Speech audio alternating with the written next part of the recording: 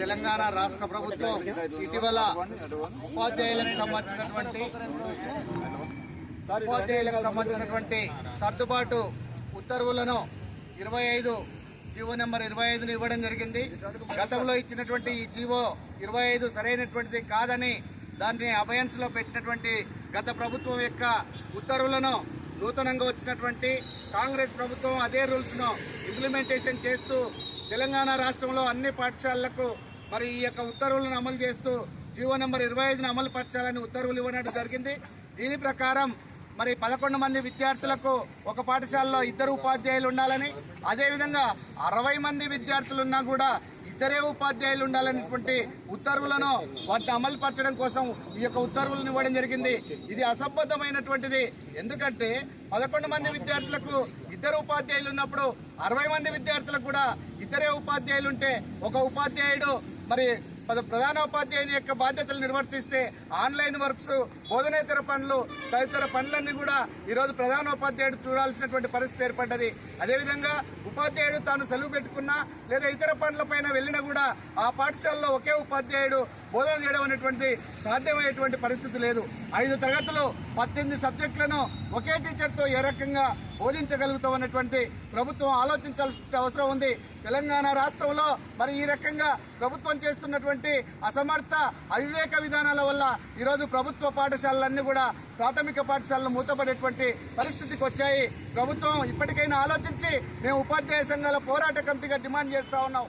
ప్రతి తరగతికి ఒక టీచర్ను ఉంచాలి, అదేవిధంగా ప్రతి తరగతికి ఒక తరగతి గది ఉండాలి.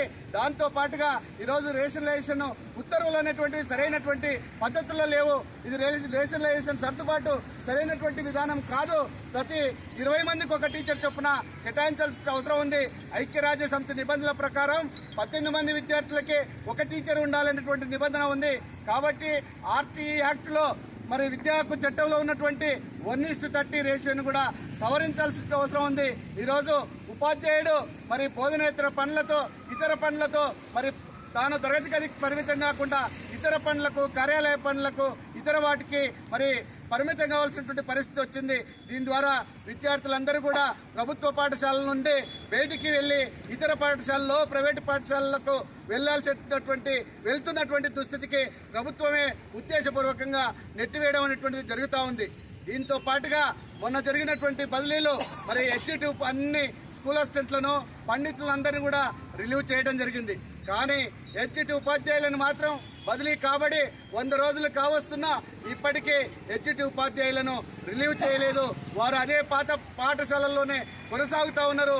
కాబట్టి వారిని కూడా వెంటనే విడుదల చేసి కొత్త పాఠశాలలో, బదిలీ కాబడినటువంటి పాఠశాలలో చేంజ్ చేయించి మరి అక్కడికి నూతనంగా వచ్చేటువంటి మరి ఉపాధ్యాయులను కానివ్వండి, లేదా 2008 డిఎస్సి ద్వారా వస్తున్నటువంటి ఉపాధ్యాయులను, లేదా అవసరమైతే ప్రత్యేకంగా అదనపు టీచర్లను మరి తాత్కాలిక పద్ధతిన తీసుకొని మరి ఆ యొక్క పాఠశాలలో తరగతికి ఒక టీచర్ ఉండేటట్టుగా, ఆ పాఠశాల సజావుగా నచ్చేటట్టుగా చూడాల్సిన అవసరం ఉందనేటువంటి దాంతో ఈరోజు తెలంగాణ రాష్ట్రం మొత్తంగా ఉపాధ్యాయ సంఘాల పోరాట కమిటీ ఆధ్వర్యంలో మరి రాష్ట్ర వ్యాప్తంగా అన్ని జిల్లా కలెక్టరేట్ల ముందు ఆందోళన నిర్వహిస్తా ఉన్నాం. జీవో నెంబర్ 25ను సవరించాలని, బదిలీ కాబడినటువంటి టీచర్లను రిలీవ్ చేయాలని, అదేవిధంగా ప్రభుత్వ పాఠశాలను పరిరక్షించాలని, డిఈఓలు చేసినటువంటి బదిలీలో చేసినటువంటి అవినీతి అక్రమాలను అన్నింటినీ కూడా మరి విచారణ జరిపి డిఈఓల పైన చర్యలు తీసుకోవాలని, అదేవిధంగా స్పౌజు దుర్వినియోగం చేసినటువంటి ఉపాధ్యాయుల పైన, అధికారుల పైన చర్యలు తీసుకోవాలనేటువంటి డిమాండ్స్ పైన ఈరోజు మేము ఆందోళన కార్యక్రమం ఉపాధ్యాయ సంఘాల పోరాట కమిటీ తరఫున నిర్వహిస్తున్నాం.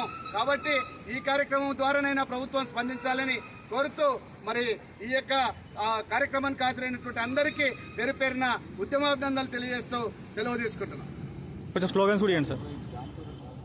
పోరాడదాం రేషనలైజేషన్ కు వ్యతిరేకంగా, పోరాడదాం రేషనలైజేషన్ కు వ్యతిరేకంగా,